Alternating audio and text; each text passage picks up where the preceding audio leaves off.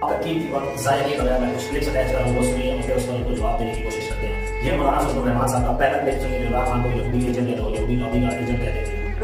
جب میں نے اسٹڈی کی اور مجھے اندازہ لگا یہ ایجنڈا باہر کا ایجنڈا ہے اور اس کے پیچھے یہودی لابی کا ایک بہت بڑا اندر کا فرمان ہے. عمران خان کے ایجنڈے کے پیچھے یہودیوں کا میرے مطلوب میرے اپنے ذات کی بڑا اس وقت عمران خان کو یہودی لابی کا ایجنٹ کہنے والے ہیں. اب آپ ان کے کلپ سنیے اب یہ کیا فرما رہے ہیں ان کے بارے میں. بات ذہن میں رکھیں, اگر ہم نے برصغیر کی سیاست میں کسی کو انگریز کا ایجنٹ کہا ہے یا ہم نے عالمی سطح پر کسی کو امریکی ایجنٹ کہا ہے تو یہ عنوان ہے, یہ عنوان ہے, یہ گالی نہیں ہے.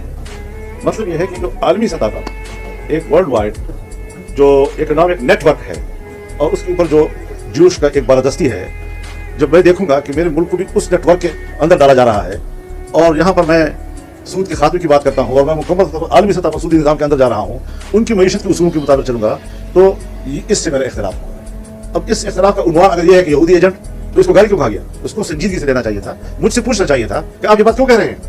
اگر میں کہتا ہوں کہ قادیانیوں کو دوبارہ مسلم اسٹیٹس پاکستان میں دینا یہ میرے تحفظات ہیں, بجائے اس کے کہ آپ مجھے اس کے بدلے میں گالیاں دیں. آپ مجھے مطمئن کریں میں پاکستان کا شہری ہوں, میرے پیچھے کچھ لوگ ہیں, ان کی ایک سوچ ہے, ان کے تحفظات ہیں, میں ان کی نمائندگی کر رہا ہوں.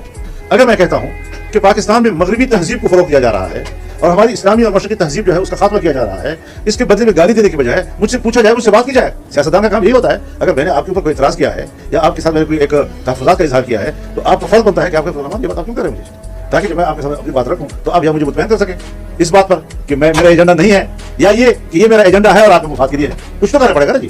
تو یہ چیزیں جو ہے ان کو سیاسی طور پر ہم لے رہے ہیں, اور آج جب ان کے لوگ آئے ہیں, اگر یہ لوگ 12 سال پہلے بھی آتے تب بھی میرا یہی ایٹیچیوڈ ہوتا, اور اگر آج آئے ہیں تب بھی میرا وہی ایٹیچیوڈ. بہت شکریہ.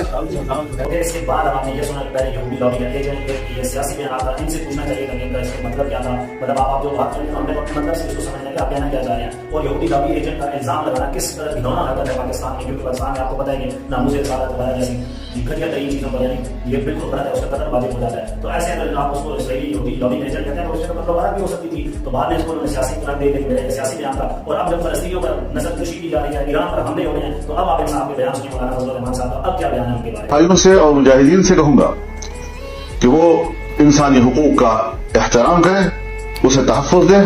تو یہ ہے جناب مولانا فضل الرحمان جو خود کو 7 لاکھ علماء کا باعث کہتے ہیں کہ میں اس باعث پاکستان میں جو ایک میں ولی کا بیان سن رہا تھا, کہتے ہیں پاکستان میں جو ہم آج کل یہ گنبد پر بیٹھے ہوتے ہیں جو اسپیچز کر رہے تھے, تقریر کر رہے تھے, خطبہ دے رہے تھے, یا عیدوں کے درمیان خطبہ دے رہے تھے, کہیں پر بھی خطبہ ہو رہا ہے, تو یہ سب ساری فضل الرحمان صاحب نے دیا. فضل الرحمان صاحب تو کیا پھر آپ ابھی جو امریکہ ایران کے ساتھ کر رہے ہیں تو فلسطین کے ساتھ ہوا ہے, تو آپ اس کے خلاف کیوں عوام کو یکجا کرنے کی کوشش کر رہے ہیں. عوام کو یکجا کریں, آپ کو احتجاج میں پروٹیسٹ کارڈ بنائیں, یا آپ اگر فلسطینیوں کو ایرانیوں کو انہیں کو تجویز کر رہے ہیں کہ آپ انسانی حقوق کا خیال رکھیں.